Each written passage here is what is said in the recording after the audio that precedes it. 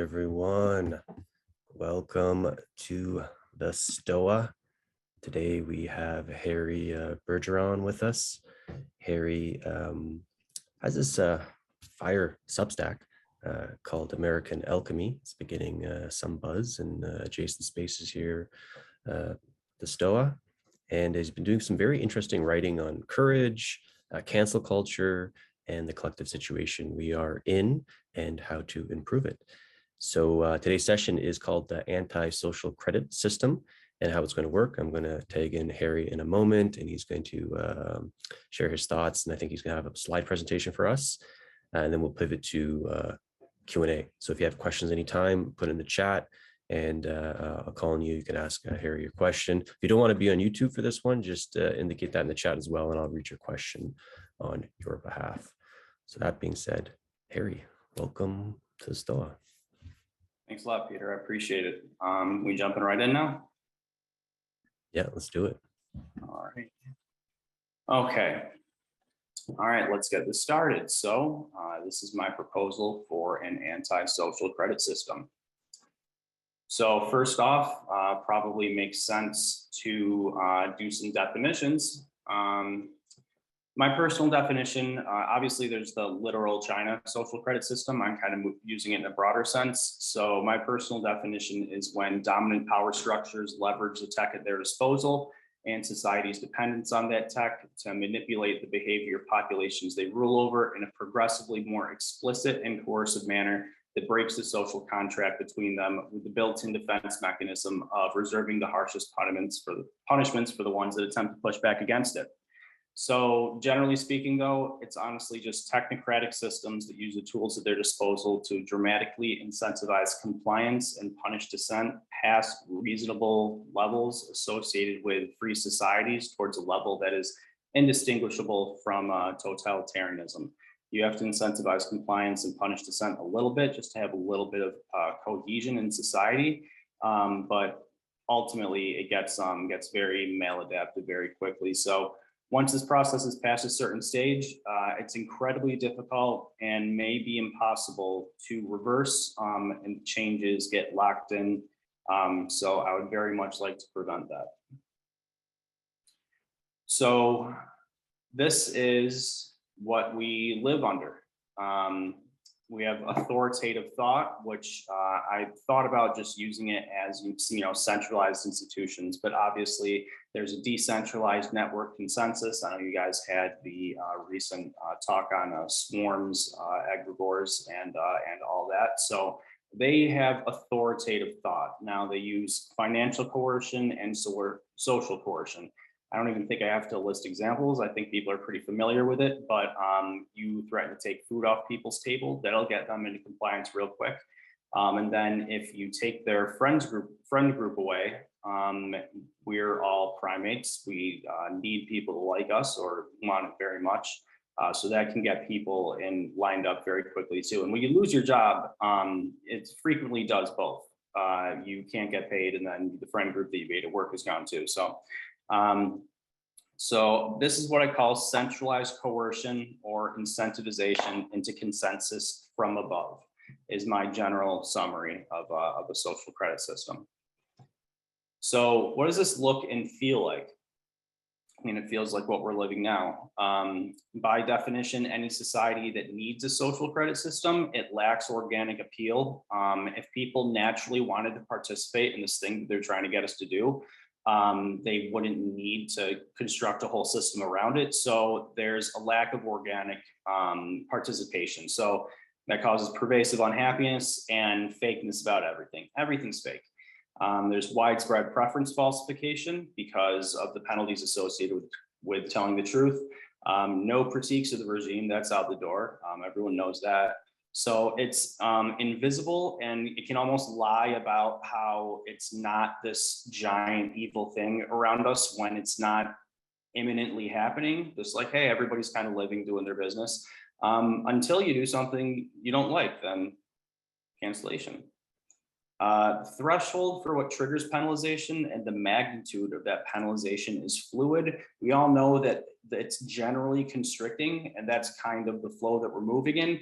But there's always curveballs for fear, uncertainty, and doubt. You're not exactly sure what you can do, what can't you do. So that also keeps you in line. So there's direct canceling, what actually happens to you, but also there's the fear of association.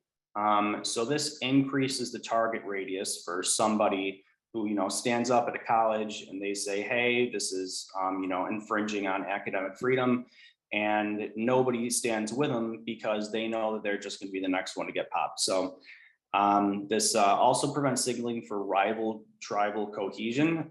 When the emperor has no clothes, they outlaw eye contact, because otherwise people are going to be looking around like, dude, are you noticing this shit? Am I the only one? So they have to suppress that. It specifically suppresses independent, exceptional individuals, which is a type of heroism. I say independent because Jeff Bezos and Elon Musk are both exceptional individuals, inarguably, and one person gets way more bad press than the other person. I wonder why that is. So this is all underpinned by fear, which hides the level of fragility in the system. We'll come back to this in a little bit, but this is what I feel like I can sense more, or I look around and I don't think people are sensing it as much as they should. So we can look at the institutional players in the competitive landscape. Institutional players are inferior to emerging alternatives across any domain. Just pick your favorite creator in a specific subject and then compare it to whatever shit they want to feed you. They're better. But because the purpose is to serve the interests of the institutions, they have the field completely stacked against them. Ideally, they just try to eject competitors from the field entirely. So they'll try to increase the costs of the person opposing them, or just the person that people like. And then they'll also create a sense of shame of being associated with it. Like, you follow Joe Rogan, that transphobic anti-vaxxer. But despite all the stuff that they have, money, the throngs of NPCs, he's got a nice shiny sword and a shield, but he's a level 2 type of person out of 10. And we can see that he's got a dunce cap right here. And our guy, who's just a naturally good person, quality, intelligent, informative, decent king, he's fighting with a stick, and it's pretty equal right now. And, it's mostly just affinity, just organic affinity that people like. And we throw them a couple bucks, when we can, but it's nothing compared to all the stuff that they're pumping in here. So despite all their effort they're putting in, it's a wash right now. So incompetent and or miserable, mostly and, people occupy dominant social positions. You root for the handful of challengers from afar. You can't say it publicly. So basically the only power that we have at the moment is to just subscribe to people we like and hope they don't get canceled. There's a profound sense of impotence with it that I am not a fan of. So you just give them a couple bucks and, again, just hope for the best, which I don't think is a great strategy. So the demand for the dissent or heroism is sky high, but it's purposefully constrained through artificially inflated costs. It's not natural to have your life destroyed if you support someone you like. They jack it up so you don't do it. So the vast majority of people hate this. Anybody with any sense of, any normal person does not like the current state of affairs, but the numbers don't translate to influence. The silent majority term even gets mocked because it's just a great idea that just never pans out. And that's because as long as control of the game theoretic landscape underpinning cancel culture lays exclusively in the hands of those who perpetuate it, they never will. It doesn't matter how much public opinion turns against existing things. If you can't control the costs and benefits associated with speaking out against things you don't like, you will lose every time. So this is a meta problem. It prevents the emergence of game B because it suppresses individuals capable of building game B, and it makes game A shittier in the meantime. They aren't even good at playing game A, really. And the people that could come up with the solutions are pushed to the side. So then you have crappy people in charge, which makes things worse. Again, this is why we can't solve things. But the answer to a meta problem is a meta solution. So what if the silent majority is like shale oil 30 years ago? It's a vast untapped source of energy that we speculate on. We know theoretically it exists, but we just don't have the right tools to access it. What if you could harness their numbers and their dissatisfaction to offset the consequences of cancellation preemptively enough to where the threat of it could just be shrugged off, because that's where the power comes from? What if they could effectively subsidize the risks of dissent to loosen the valve holding up the supply and release the pressure that's been building up for years? And that will get released one way or another. I would really prefer that it happens without violence, but that's the current rate. What if we could counter the sword of Damocles dominant institutions hold over everyone's heads at all times with a collective shield generated by swarms of non-institutional players? So remember the fragility that I mentioned. Now think about the supply chain, which used to not even be a thing that people thought about, but a couple things went wrong and the effects cascaded out. I think that we have the social version of the supply chain issue and lots of other system fragility issues. So there's no consequences, there's no fear.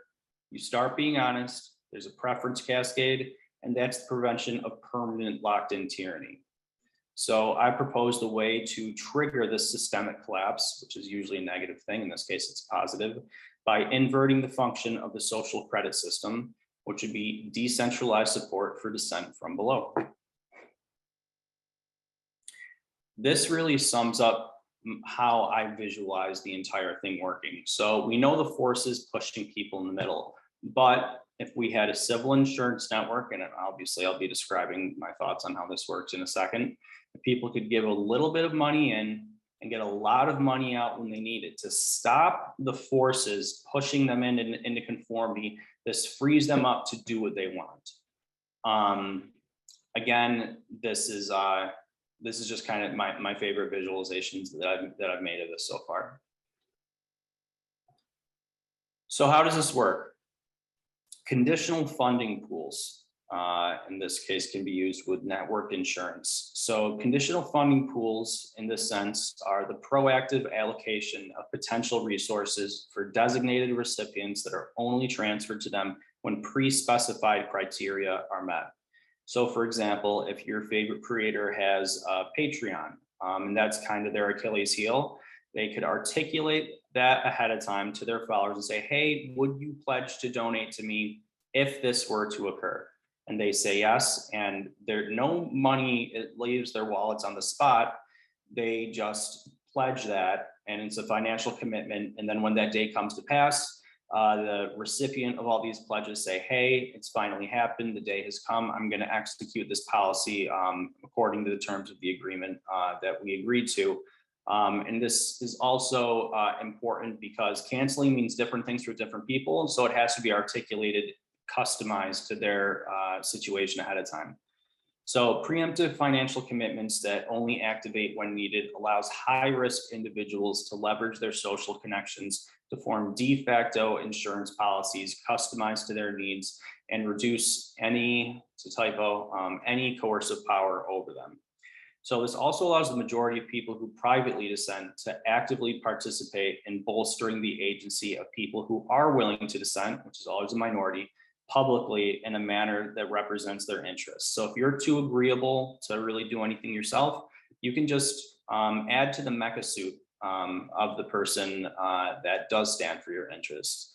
So it's verified via voting mechanisms among the relevant parties. This is where most of the energy is going to go into building this thing, because any proposal requires red teaming, stress testing to test the game theory behind it. I think it's easier than you would think. Like with insurance fraud, how likely would you be to commit insurance fraud if the insurance company was staffed exclusively by your friends and the transactions were public to everybody?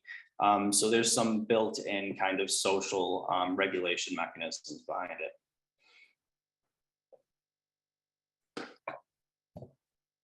So some expansions on networked insurance, which I go into more in the Dow proposal doc that I sent to Peter a little while ago. So you can use this kind of same mechanism the same way. Obviously, the responsive crowdfunding, which is really just conventional crowdfunding, a bunch of people donating to one person. You can do mutual aid funds for smaller figures that may not have the same audience, but then they bind their donation totals together and become collectively stronger as a result. There's group or purpose-driven pools where people almost like a pooling it for a legal aid fund, or the Canadian truckers, or any situation that arises in the future. The Bar School Fund for businesses that were hit for the pandemic. Obviously, crypto and dodging the institutional measures that will shut this down is obviously going to be a huge part of it, but not necessarily space for that in this conversation right now. Swarm alerts. Anybody who's getting attacked by the network consensus should send out a big red button or a digital flare to let people know what's happening. Have a counter flare in the other direction. Everybody gets on their alerts on their phone or something. So quadratic funding is a method proposed by Vitalik Buterin. There's mathematically some complications about how it directs the exact funds to the exact people, but the important part is that's basically a matching pool. So people, instead of donating to specific things, can just donate to this matching pool, which amplifies the effect of all the donations. Retroactive public goods funding, I think, is also an idea that he came up with, or at least popularized. But this could be, so this is awarding money after the fact. So this could be held via a periodic vote. The whole network could hold a vote on who has best exemplified the ethos of this network in the previous 3 months, or who has really punched above their weight. And you're somebody of limited means yourself, but you're going all out on trying to help people, and who deserves a reward. Again, there's got to be certain ways to game the voting mechanisms, but I've looked into it and there definitely is. So conditional funding for positive actions. So even if Elon Musk bought all of Twitter, that doesn't change the overall landscape that Twitter functions in. What if he could do something much bigger than that? Now, of course, he could also donate to the quadratic or retroactive public goods funds as well. This is definitely kind of the spiciest slide. So it's the same principle as networked insurance, except instead of raising money to prepare for a negative event ahead of time, you raise money for a positive event you want to happen ahead of time. So how many institutions bursting at the seams with corruption desperately need a whistleblower? And what if Elon Musk one afternoon decided to allocate a bunch of money to a bunch of pools with the conditions that, hey, if somebody from either the FBI or the CIA, the CDC, Harvard, Facebook, the New York Times, all these different pieces of the blue church, if you come forward with documents informing us about what the fuck is going on in your institutions, we'll have this pool of money waiting for you. There's really no reason to renege on it either, because if you actually come forward and do it, people aren't going to jip you. Like it's a good transaction. And again, I think there's kind of built-in social mechanisms to regulate it. Again, there has to be, this can obviously be misused. So there's got to be a lot of safety mechanisms in place, but this is just, kind of an outline. It can also be used in less controversial ways as well.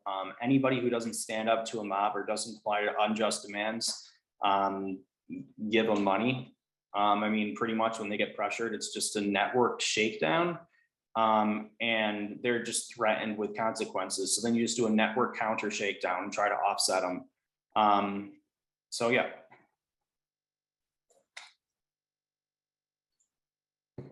Okay, facilitating the environment for emergent heroism. I propose that we can lay the groundwork to bring forth the egregore of Spartacus. So it's not quite a generator function, since that comes from inside of people's hearts, but it's the next step beyond that. Can't light the spark, but we can fill the room with oxygen, tinder, and kerosene, which, if anybody noticed, we don't have a lot of. I wonder why that is. People wonder why we don't have nice things. This is why, because people start using nice things for things that they want, and that's against the interests of people who don't want nice things. So the effect of heroes is that it changes the perceptual boundaries of what is possible, and it makes it more likely for others to step up. This can snowball. As I mentioned in one of the substacks, what I'm doing right now is a downstream effect of Jordan Peterson telling a bunch of college kids to shut the fuck up 4 years ago. So it really doesn't take too much to kick off a bunch of dominoes in a positive direction. Also, people are waiting for an excuse to not comply. Like I picture those stories, like when like a rapist identifies as a woman and then he gets sent to a woman's prison. There's almost everybody in that story, like maybe the judge is a lunatic and let it happen, but like there's so many people throughout that process that are like screaming through their eyes, is somebody going to stop this? Like when the bailiff was walking over and asking people to swear on the Bible before the court thing, everybody's wondering, dude, is anybody going to fuck? Like it's just a standoff. So anyway, once a couple people break through, people will be happy to not do this shit anymore. I think the power of hope and belief is dismissed on false pretenses, which is what heroes provide. People say, you know, hope is powerful, like the power is belief. Well, if you can believe it, you can do it. And then you go, that doesn't make any sense. But that's because we aren't good at imagining different psychological states that we're experiencing, even though we know we fluctuated behind them over the time. So when people say believe in yourself, you're just imagining yourself now telling yourself you can do it and not believing it. And you're saying, no, that could never work. But it's not the same thing. I think it's genuinely transformative. And we just inherently can't model it in our heads right now. So once we bootstrap this initial courage, I think the rest of it, you know, it's not as easy as taking care of itself, but it's very, very fortuitous. So psychological appeal. So witnessing people exemplifying the better angels of our nature be torn down by the worst people imaginable has been handled well by us, all things considered. We get on Zooms and we chat with other people about how to fix things. We could react in another way, but we haven't. So congrats to everybody here. This is a way, I think, to merge our higher nature and base nature. This is for a good, noble thing. And also, I'm angry at the people that are doing this, and I want it to stop. And I want people that I like to be more powerful than people who I don't like. So I think this merges, you know, it integrates the shadow and the aggression aspects of us. I think it can sublimate our desire for war through a cooperative enterprise and fuse both the angel and the devil on our shoulders for positive ends. So also up until now, people have been demoralized into learned helplessness.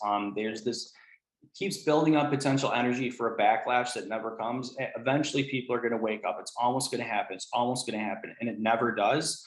And the majority of people just, again, get demoralized by this. So once a tiny bit of momentum builds up and people get a taste of what it's like knowing they had a role in it, I actually wasn't sure what to put here. I said enthusiasm is just going to grow, but I think it's difficult to put into words of once people get a taste of something like this and it actually starts working. I think it'll almost be like drug-like. Again, not for everybody, but I'm just saying it's potentially powerful. So you also get the thrill of doing the wrong thing with the satisfaction of doing the right thing. I'll go into kind of these seeming contradictions in a second. But yeah, we get to, you know, do cool rebel shit, but it's actually the right thing to do. So it kind of satisfies short-term psychological needs versus long-term psychological needs. I also think once you loosen up the economic stranglehold over people, the moral stranglehold will follow, because obviously in this type of war, it's, you know, mostly economic, but also the moral sphere. Once people aren't in control over you, it's way easier to stop going along with their shit. Like the ideal situation that I'd like to happen is like, if anybody's seen There Will Be Blood at the end, when Daniel Plainview tells his son that he's adopted and he's not his kid at all. He's like, you have none of me in you. And his son replies just like, I thank God I have none of you in me. That should be the reaction when people get cast out of, you know, the institutions, the egregore, the consensus, whatever that is. That should be people's reaction. Good, you suck. I don't think it's a good thing to have Daniel Plainview running this country's morality. So insurgency against network consensus. I'm ripping off, like I do frequently, a lot of material from John Robb in this. But so the gorilla should act like water, be evasive and blend into their environment. Obviously, anonymity is crucial with that. When you see people get doxxed, and then like the New York Times finds out about it, or gets doxxed by a hacker, and then they tell the New York Times, and then they run a story on him and destroy his life. That's like the modern warfare equivalent of like a sniper giving away their position, and then they call in an airstrike with superior firepower. So that can't happen. Obviously, anonymity is makes this whole thing work. So there's the power of self-selection, the types of people that would join something like this. So talent, courage, and the willingness to form a network, self-selected to help protect and restore other members' livelihoods. Gets rid of, there's no diffusion of responsibility. You know, right now when someone has something bad happen to them, you might donate, but you might not. It's something that you experience privately, and there's a lot of people out there, so it's easy to just go, well, I wish them well, good luck. But if you're in this, there's a sense of responsibility attached to it. So FOCO, again, this is verbatim from John Robb's definition. So every open source insurgency is ignited by a small founding group. The FOCO sets the original goal and conducts the operation that provides the insurgency with its demonstration of viability. And I think it would be interesting to take a second and just imagine like the top 10 people that come to mind when I just read that description. And then just combine them from everybody here. That would be an interesting start. Uncoordinated descent energy erupts, then fizzles out. They do something like erupt Trump or elect Trump and do the Canadian protests and do this other thing. But it's just one thing. And then everybody roots from the sidelines and then it doesn't go anywhere. I think you had Curtis Yarvin on recently. He talks, he has some good thoughts on that about how these little efforts are just insufficient and they're just going to tighten the ratchet against you. So this energy has to be fed into a system, regardless of what the exact form it takes, to fuel additional attempts, self-repair, learn, and build future capacity. So the only reason this tiny batch of incompetent people spreading unpopular ideas commands this many people is they have our weak spot. It's we can't do anything when they can take food away from us. So the ability for the majority population to repair and protect their own Achilles heel on the fly against attacks from the institutional minority that's being hostile to them fundamentally challenges the balance of power between them. So, I mean, I think the sales pitch to people who can like really use this is pretty clear. But to the broader population, let's say like 2 to 3 years from now, we have all the people that we like in it, but it has to expand. We have to have people defecting from the majority consensus. So I've heard this Cold War analogy usually talked about in like a really negative black pilly tone. Like there's no West to defect to this time. Obviously, people in the Soviet Union said, oh, this is better. I don't want to do this. I'm going to go over here. And it's true geographically, but a subpopulation of people living free from the fear of the institutions they live under and we live under, I think could serve a similar function. So the status quo is incompetence and misery. And I think you can only be one of the two to be a viable choice. Like Mussolini was a mean guy, but as we all know, the trains ran on time. Berlusconi, I don't think really had his financial house in order, but he seemed like a good time. You can't have neither good thing and both bad things.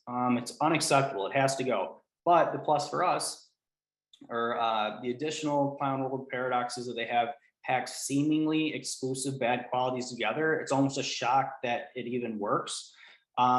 But the plus side of this is that it loosens the design parameters of the opposition considerably. So we get all the good qualities they neglected. They're not going to be good at anything, then we'll just take everything. They aren't taking everything away from us. They're giving us everything. So an example is edginess and wholesomeness used to be a binary choice. Now we get both. We get to be rebelling against the consensus and doing kind of dangerous stuff. But it's for, the betterment of mankind, happy families, nice people. So it's interesting. And there's a lot of examples like that.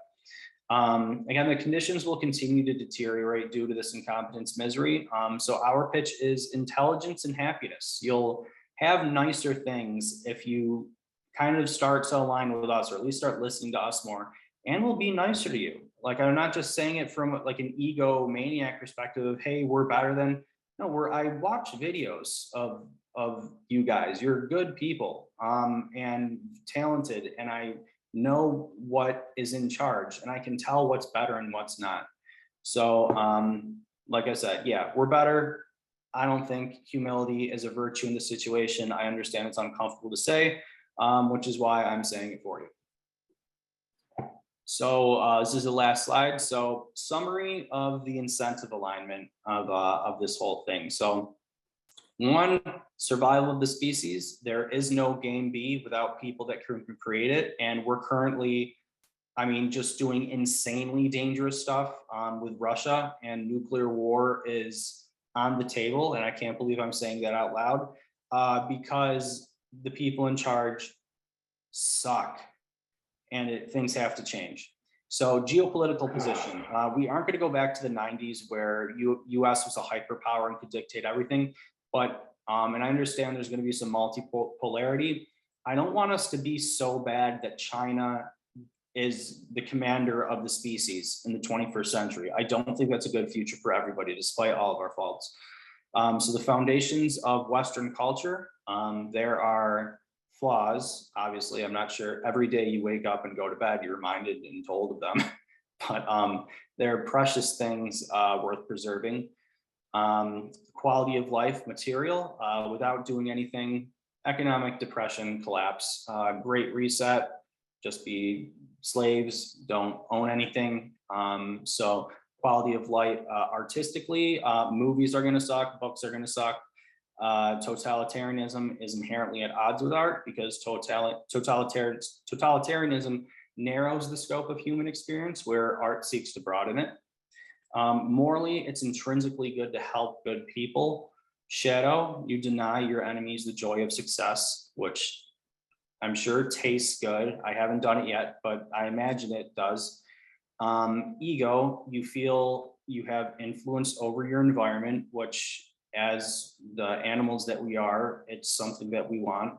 And I really wasn't sure where this fit in the whole summary, but I felt it was a good thing to close on. There's a quote from Eric Weinstein, and he said, "Fighting evil is fun." And he kind of said it in that tone of voice too, like we've forgotten. So fighting evil is fun, and I think that we should do it. That's it.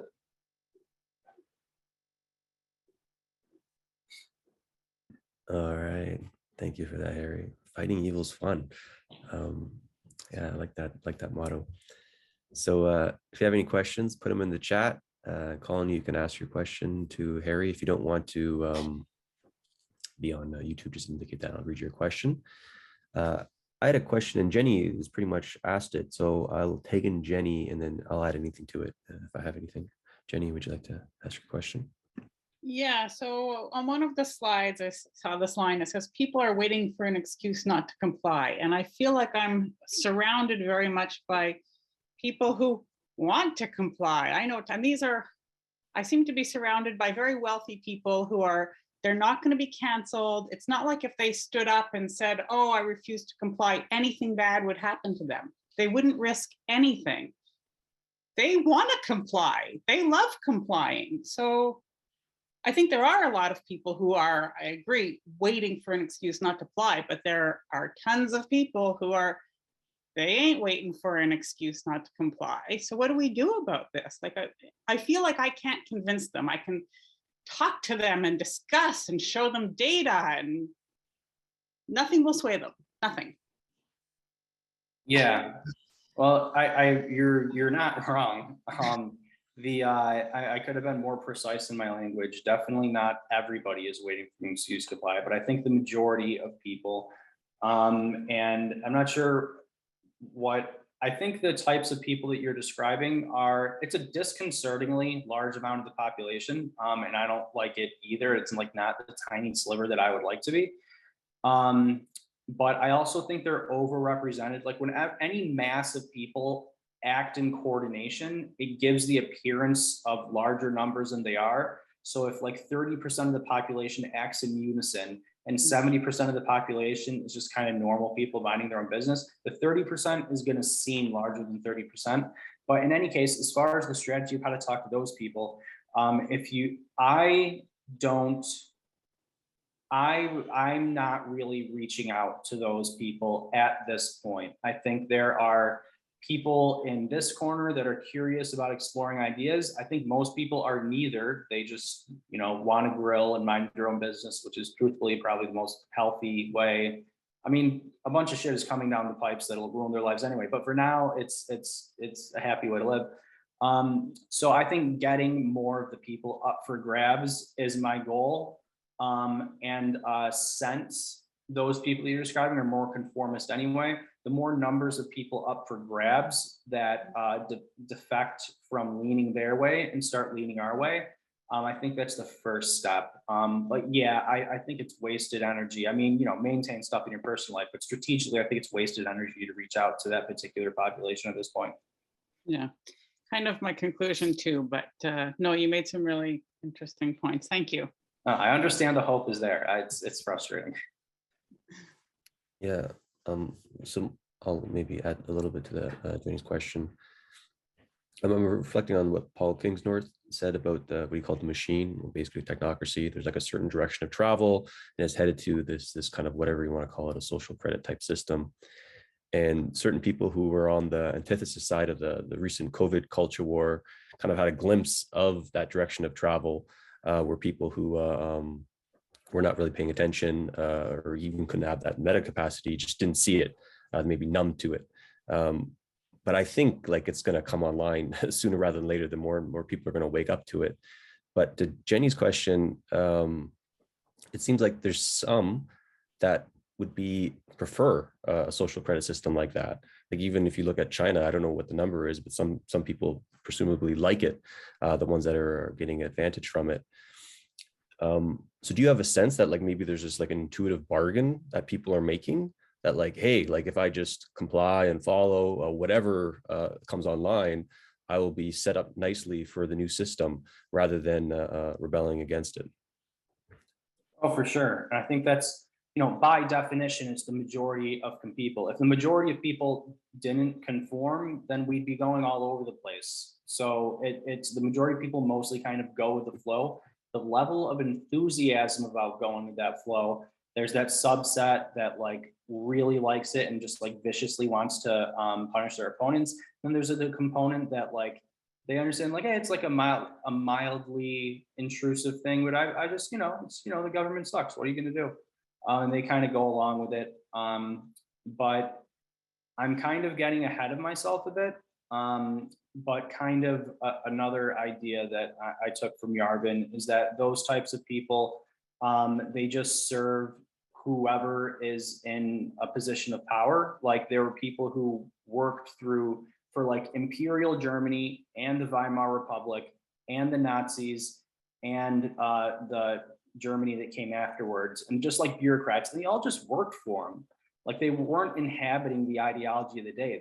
That's the kind of types of people that they are. So obviously we aren't in a position of strength where just yet, but this is why I'm kind of trying to start to build that where, you start by establishing some level of security. You start building off of that. Use the inherent talent of the people that are being secure to start recruiting more people. We have that kind of super risky positive funding action to help people defect. And just over time. I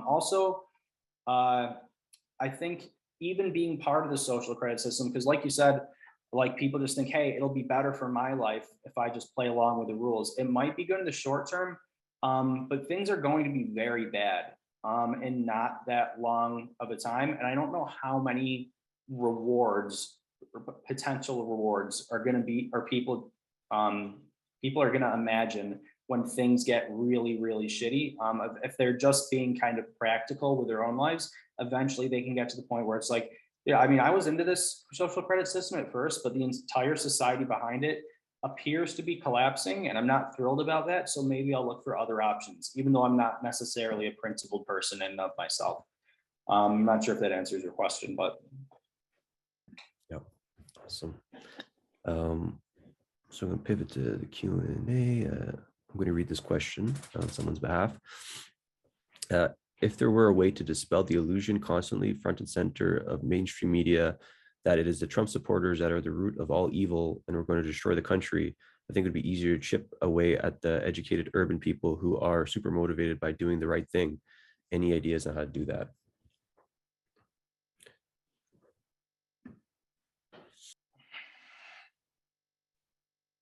It depends on, I mean, it's all nuanced, but being motivated by the right thing, there's a good version and there's a pathological version of that. Obviously, there's the ideologues that are so motivated by the right thing that they aren't even willing to consider another right thing, even though theoretically, if you're like, you know, there's multiple right things besides your right thing, maybe you should consider all of them. And they go, no, this is the right thing. I don't think it would work for them. But, you know, if people aren't really deep into that world and they really are, you know, that way, if you know, I'm not sure how, if you're a Trump supporter or if you know any, but if you're around that group, saying that, you know, hey, I share a lot of these beliefs and I've talked to these people and they're not like that. And since I interact with them, I'm more of an authority on the matter than you are. You don't have to say it like this, but I'm more of an authority on the matter than you are. And every side has all the incentives to paint the opposition as in as bad light as possible. So when you see CNN covering Trump voters, and again, trying to make them convinced that CNN is an objective is another thing. They're not just covering, hey, these are Trump supporters. This is just pure propaganda. And just like, I'm taking the lowest 0.1% of Trump supporters, making sure that they look bad. And it's just not an honest take. And you can be like, and I feel like this is probably my worst answer so far, but just kind of saying like, no, I talked to them, they're pretty regular. Like that type of like vicious racist, like this has kind of been I'm kind of new to this world too. I did not know that they existed. This whole kind of like racist, vicious foaming at the mouth, just like, get these goddamn whatever's out of my, like they don't exist really. Like it's a very, very, very tiny minority. Yeah, I'm kind of petering out with my answer here, but it's definitely an intricate question that nobody has really completely answered yet, but those are broadly speaking my thoughts on it. I hope that was at least a little bit helpful. And if you have any follow-up in the chat, feel free to share it. Klaus, you had a question. Yeah, thanks. Yeah, I was wondering, when I joined, I was surprised to see your face, and I just wondered, like, was it like the decision-making process of showing it, and then maybe more widely about anonymity in general, like, where would you advise for it? Where, like, yeah, I don't know, anything more like general, where would it be? Yeah, I don't know, your thought process around that. I'm sorry, what would I advise like other people to do in terms of anonymity, or what am I deciding to do? Yeah, I think they are connected. Like, Okay. yeah, I mean, I could come up with some criteria. Like, I don't know what it was for you. Like, it's probably Yeah. easier to show yourself when you're still small and don't have a huge audience and stuff. Yeah, like factors like that you would. Sure. Yeah. Yeah, I'd be happy to describe my situation and what I view other people's situation. So I have a day job. I'm also working on, building the initial product that I've been describing. Obviously, I've done a lot of conceptual groundwork and, getting the word out there. It's garnered a little bit of interest. So I'm working on making this a reality. So my view on the matter is, if I still have this day job in in a handful of months, then that's my own failure. I think that I'm not. I mean, this has its faults, and I can improve it and everything, and it's going to be a work in progress. But I think that this is something that would garner enough interest where I would be able to make it my job, and then I wouldn't have to get fired from it. But that was kind of my risk analysis. For in general, I would say, if you think that you have valuable things to add to the world, I think the impulse to be public because it's the right thing to do and be honest, and you have that impulse in you, is noble, but I think it's mistaken. Because if you have valuable things to add to the world, and getting exposed as yourself might make that more difficult, then that is not a wise decision. I think it ends up being irresponsible for the right reasons, because your heart's in the right place. But I would not be tempted to show myself in public if there's a lot of risk attached to it, and you could get away with not doing it. I understand the impulse, but I think it's overrated to be like, hey, you know what? I'm going to make a difference. I'm going to put myself out there. Not yet. Wait until I build my thing, and then you can put yourself out there. But yeah, that's my thoughts on it. Any follow-up thoughts or shares, Klaus? So I have another question. If anyone else has any questions, feel free to put in the chat. Even if this this kind of solution that you're proposing doesn't work, it's kind of like what I liked about your article series is that it's like solution focused, and it didn't get like black pilled, as you put it in one of your recent pieces, because a lot of people who are kind of plugged into the more totalitarian aspect, the creep that is occurring, is just like, it's like meant to designed to be black pilled in a way, but kind of like being that solution focused and then trying things out. And like you said, a lot of people who have wealth and money, like the Elon Musk of the world, they're just kind of like waiting. They're not putting their mental firepower towards thinking about these things, but if they see something like it existing, they might invest in it and boost its signal. So perhaps you can speak on like the importance of being solution oriented in sort of like such depressing times. Yeah. Well, trust me, those scenarios that you were talking about has crossed my mind more than once or twice. Just the dream of Elon Musk coming across something, or Peter Thiel saying, "Hey, I really like your stuff." But yeah, being solution focused, I think there's a reason why I write in the tone that I do. And I mean, it's specifically designed to kind of shake people out of kind of the stagnation. I mean, some of the smartest accounts that I follow on Twitter are, just something comes down the pipe and they go, "See, typical, I told you." And they're really smart, good people. But again, it's just, I think that's why I focused on the psychology in the last one. I think it's damaging. And that's kind of why I spent like a third of the last Substack kind of like insulting the reader, because I was really talking to like kind of past versions of myself and different mentalities that I had before I started doing this. I was not in a great place, 3 to 5 years ago. But since trying to become solution focused, and I mean, I've kind of done it in, not a common way. I've really zeroed in on something and cut off a lot of alternatives to put myself in a position where I literally can't stop doing this or I'm fucked. But so you don't have to do that, but generally being solution focused, I think people need goals. We don't have a national goal. We aren't going to the moon. There's just these fake stories, and what are we doing here? What are we doing during our fucking lives? It needs to be oriented towards something that is worth pursuing. So regardless of your level of involvement in it, I think in a world that we're in right now, even just being involved in discussions about being solution focused, whether or not those solutions pan out, it's good for you. and it's good for others. So I think that you should do it. All right. Amen to that. Khalil, you have the final question.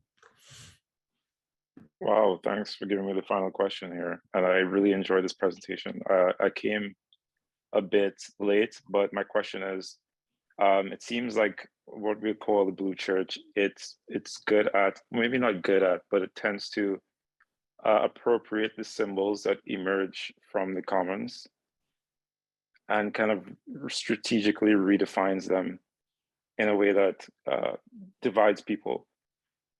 I'm not sure if he spoke about this, but I'm wondering, it seems like a very pernicious thing. For example, the Pepe meme was, I remember when it was emerging, it was a kind of liminal symbol to kind of help people articulate this kind of new sense of how they were in the world. And then Hillary Clinton kind of took it, and the Democratic Party kind of took it and did whatever they wanted to do with it. So I was wondering if you have any thoughts on this kind of symbol appropriation or symbolic warfare. It's a very, very good question.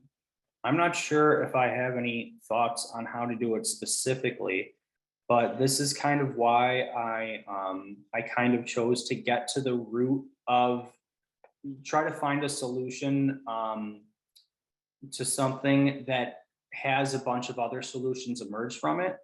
So I think, so I don't have the answer to that, but somebody does. So if they're granted more agency by having more protections around them, and just having support and being less under fire and having the availability to take more chances, like real quick, and I know we're getting on time, so like Brett and Heather got that YouTube strike, and then their reaction was you have to rapidly figure out your income, so you just start hawking merch and just because you got to do what you got to do. You make t-shirts to make up the lost income. So that panic is kind of the thing that drives people to comply. And also, they aren't average creators either. When YouTube gives you 2 strikes and you're not a big person, you stop what you're doing. So I think in one of those minds of those people that I just kind of mentioned, the oceans of people that, maybe we don't know their names, they might have a solution for it. So I think the more we can empower people like that, and again, I know I'm kind of acting like almost like a dictator of the good people versus the bad people, but just the people in general that we feel that we should support and we should help. I think that that increases the chances the problem that you just posed will be solved. So hopefully that'll happen. That's a great question though. Any follow-up question or share, Khalil? No, I'm just looking forward. All right. So we'll gently close here, unless some question pops in the chat. But Harry, any parting words you'd like to leave us with, or anything we can expect from you? I know you sent a few new links on the projects that you've been working on. Yeah. If anybody wants to kind of stay in touch as we build, the MVP for the actual product that we're working on, you can go to becomepluribus.com.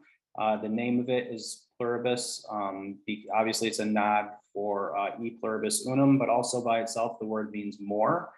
And the idea is that there are more of us than the people that are kind of tyrannizing others. And I think if we put the right mechanics in place, we can start acting like it. So become more. And then also for anybody involved in the Web3 space or crypto or interested in that sort of stuff, I kind of typed out this proposal of going deeper into the concepts that I laid out, plus a couple other ones, of what a DAO for dissent could look like maybe 3 to 5 years down the line, once a couple of different technologies mature. And it's pretty much just an amplified version of what I just laid out.